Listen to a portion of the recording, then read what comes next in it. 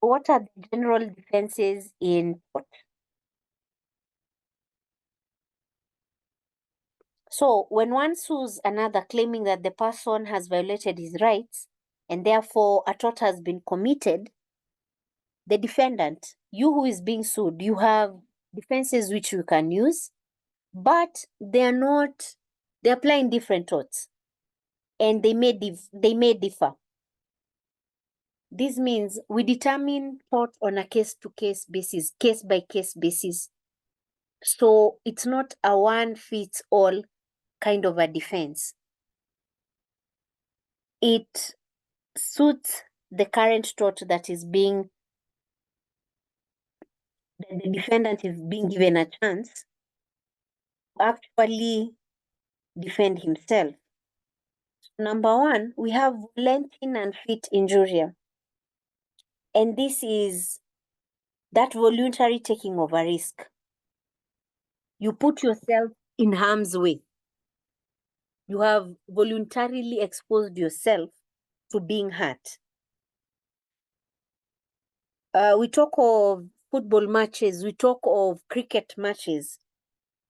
And when that cricketer, the batsman hits a six and the ball hits you, you can't claim for compensation, either from the stadium authorities or the batsman, because when you took a seat, you accepted the risks while sitting in the stadium. So you voluntarily went to that game, knowing that this bat can fly and hit your head. This ball can, again, hit you. So when you are hurt, you cannot seek damages. And you sitting in that, this is where we find hotels and their parkings, and they state clearly that they will not be held liable for any damages. Parking is at your own risk. You have placed your own car in that, and you have paid for that parking. It's not free, but you have voluntarily chosen to come park your car at these, let's say in town. You have paid for parking. You have put your car somewhere. Let's even say in front of City Hall, and you have gone. So when you come back and find that your side mirrors have been stolen, City Hall, the county government of Nairobi will not be liable. You will not claim from there.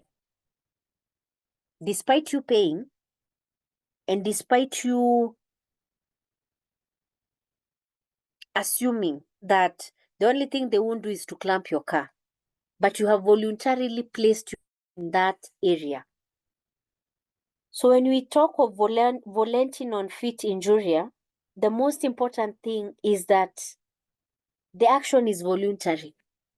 You see, no one forces you to go watch a match in the stadium. You can as well watch it from home. So you voluntarily wake up and go.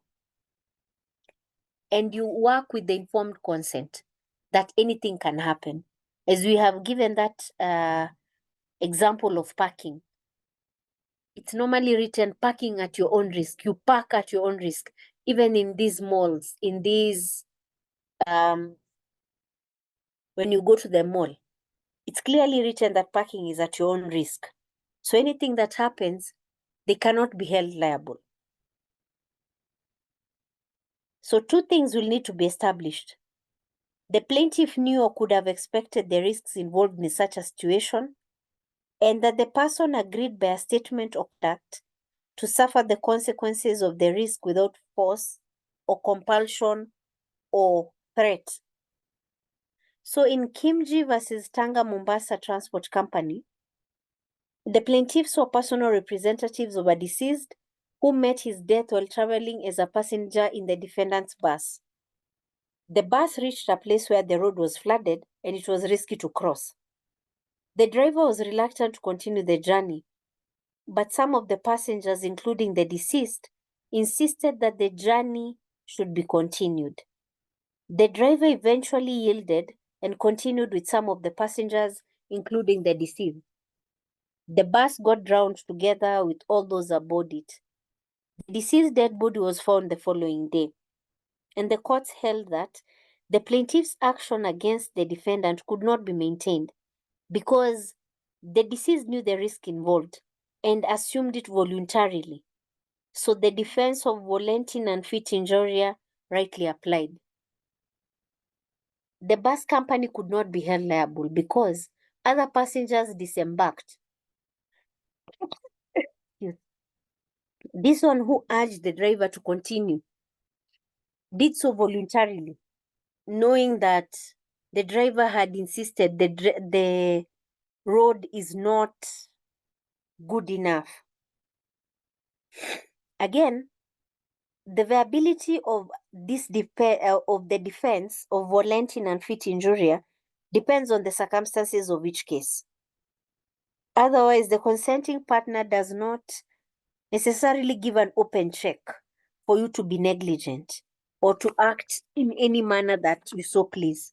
So in Haynes versus Howard, the defendant's servant left a van and horses unattended in a crowded street. A boy threw a stone at the horses and they bolted. They exposed a woman and some children nearby to grave danger. And the plaintiff, a police constable, managed to stop both horses, but he did so at a great risk and sustained severe injuries.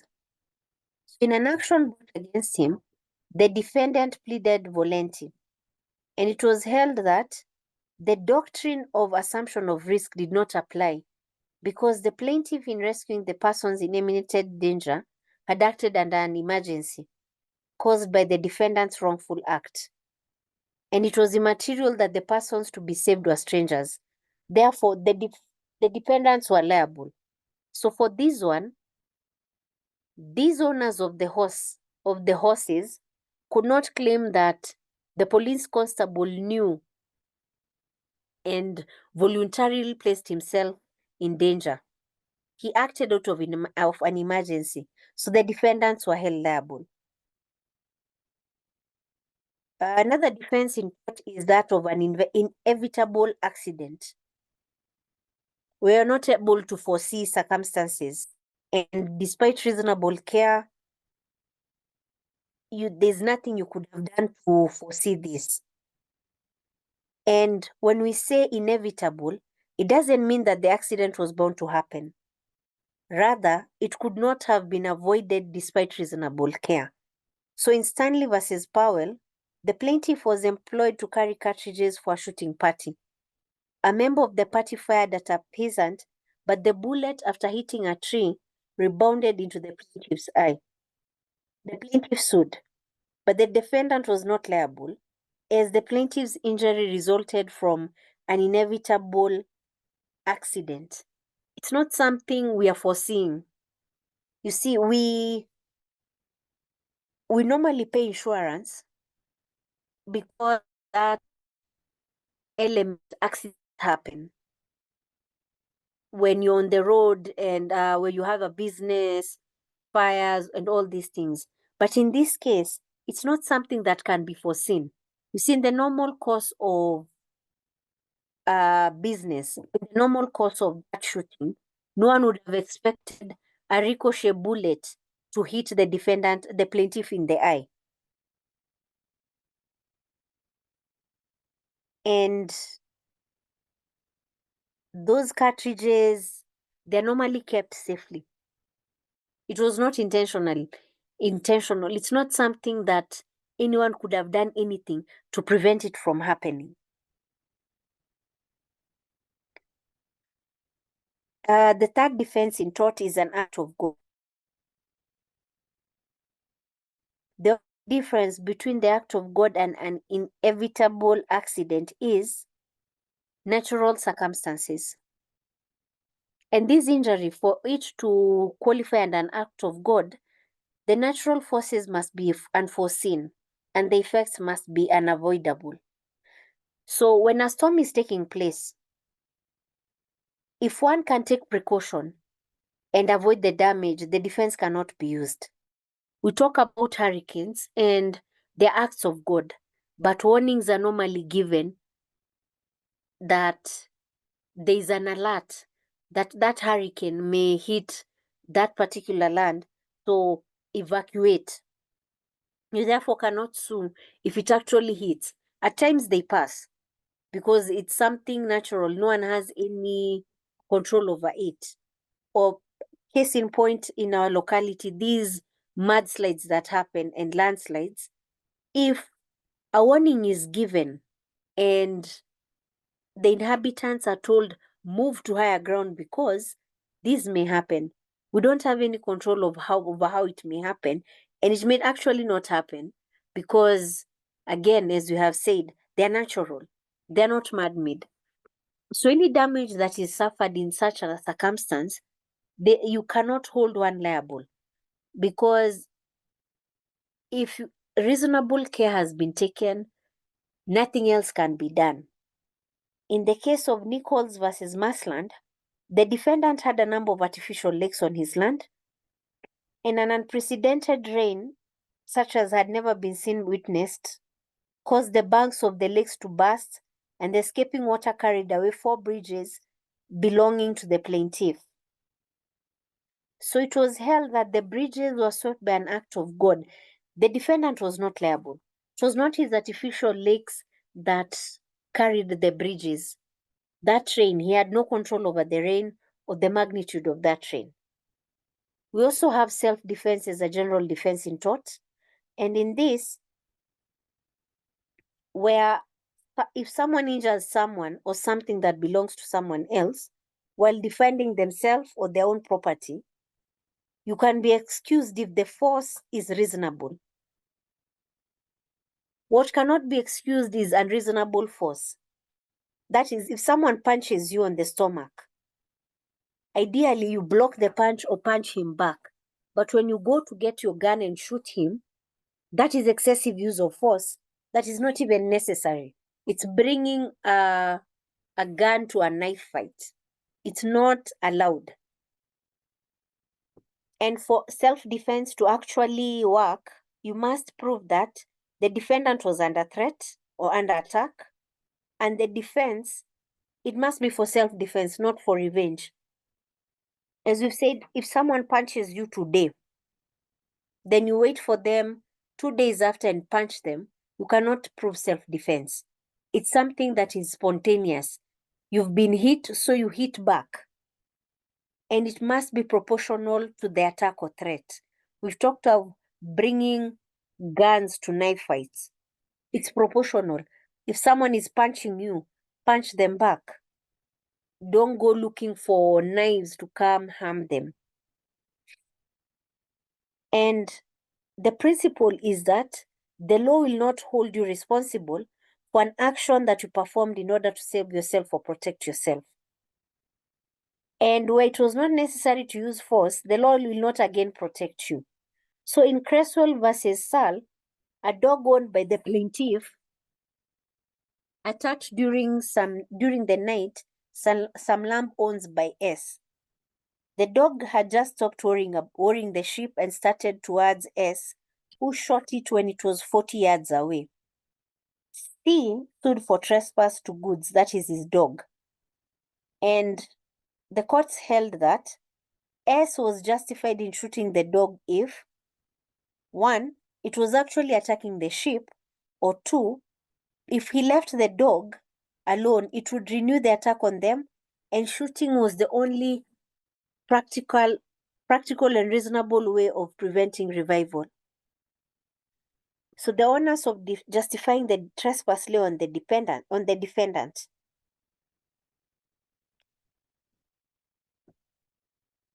An occupier of property may also defend his property where his interest is wrongfully interfered with. Again, reasonable force.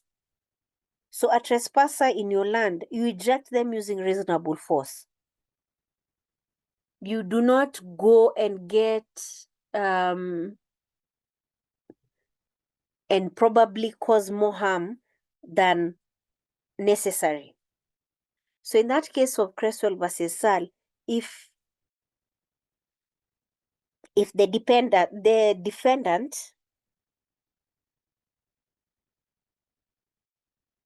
could show that that dog that he shot was actually attacking the sheep, or leaving the dog go, it would mean the dog will come back and harass the same sheep, then the defense would stand. If not, it can't be a defense anymore.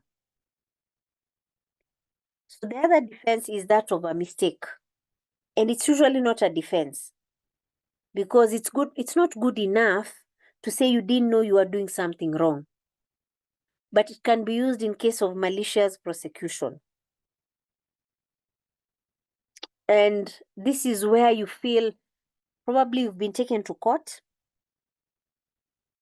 and you're able to show that this prosecutor or the ruling is made against you either because of your gender, your ethnicity, your Christian beliefs.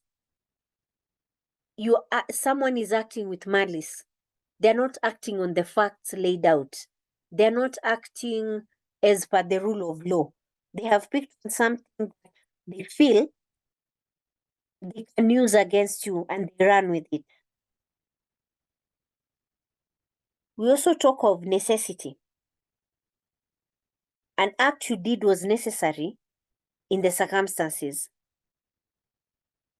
Let's say there's a fire going on in your house and you don't have water, but your neighbor has that artificial lake we were talking about.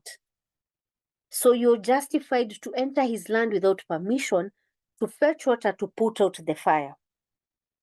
You don't normally go jumping over fences, but the act of the fire necessitated you to enter into someone else's property without their approval. And the level of necessity should be very, very high, so that the wrong done is smaller in comparison to the one rightfully done.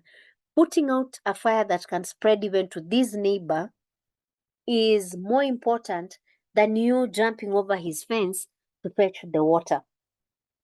So we have Cop versus Sharp. And in this case, the defendant committed certain acts of trespass on the plaintiff's land in order to prevent fire, as you've said, from spreading to his master's land.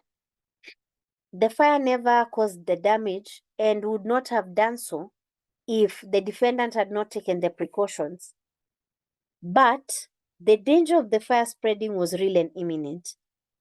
So it was held that the defendant was not liable, as the risk to his master's property was real, and a reasonable person is in position would have done what the defendant did. And this is where we also say someone without any association with you or your neighbor, if he sees a fire, it would also be the reasonable thing to do. There's a lake there, there's fire there. You jump into you enter into this person's land, fetch water to put out the fire. So this element of necessity is back to back with what would a reasonable person have done. Is it necessary for you to enter someone's land? If yes, is that what a reasonable person would have done? So there's also a defense where someone acts under statutory authority. For example, these railway lines that we have, the noise that comes from, probably if you live in Syokimau and the SGR, when it arrives at the station and all the noise that accompanies it, you have no remedy to that, because the construction and the use of the railway is authorized under statute. And the fact that they give the timings of the trains is them acting in a reasonable manner. You cannot stop a railway line from operating because it's noisy. You cannot tell them, no, when you're coming to pick your passengers or your goods, do so in silence. They're authorized by law. to have that railway line there, and they'll continue to do so. So we have Vaughan versus Turf Vale Railway Company. And a railway company was authorized by statute to run a railway which traversed the plaintiff's land. Sparks from the engine set fire to the plaintiff's woods. So in this case, the railway company was not liable.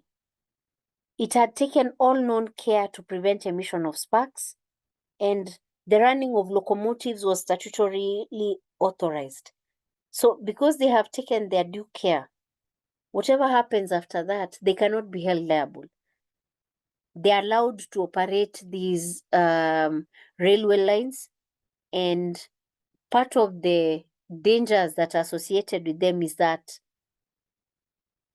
they may derail, they may fall in your land, but you don't sue. You cannot sue.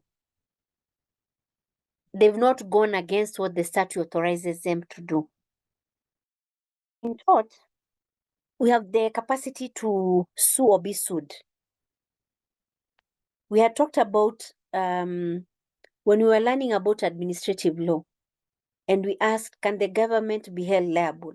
So in tort, in Government Proceedings Act, the government is subject to liabilities in tort as if it were a private person, where the government, the respect of acts committed by its servants, breach of duties,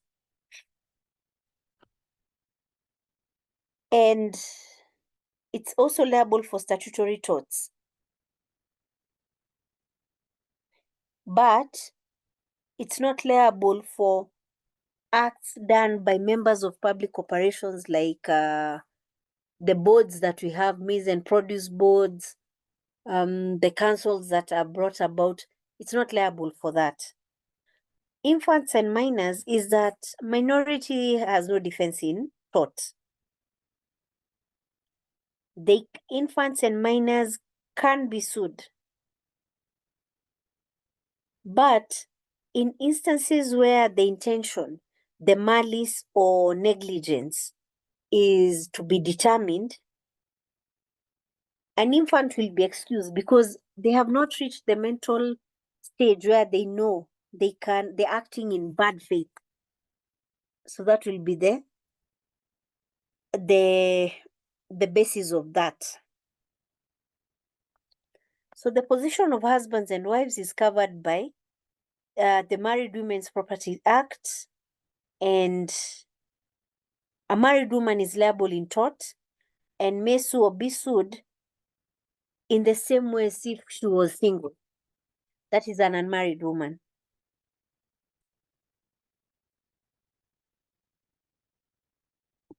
So the heads of states and diplomats, they're immune from the jurisdiction of the local courts.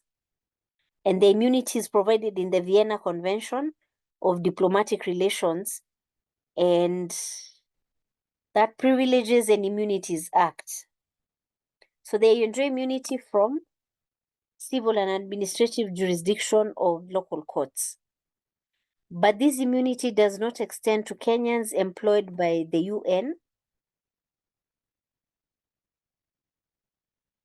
So for Kenyans, the local authority, the local jurisdiction applies.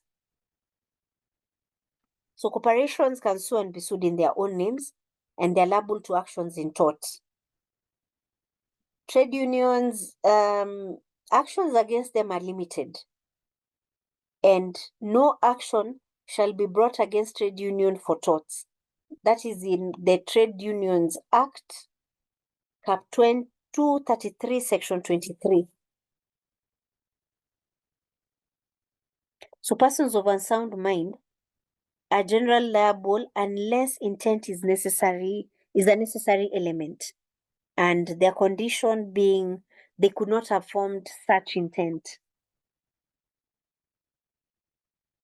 So for aliens and non-citizen,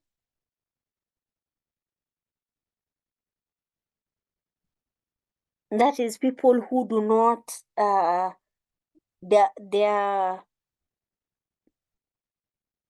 their birth status is not in Kenya.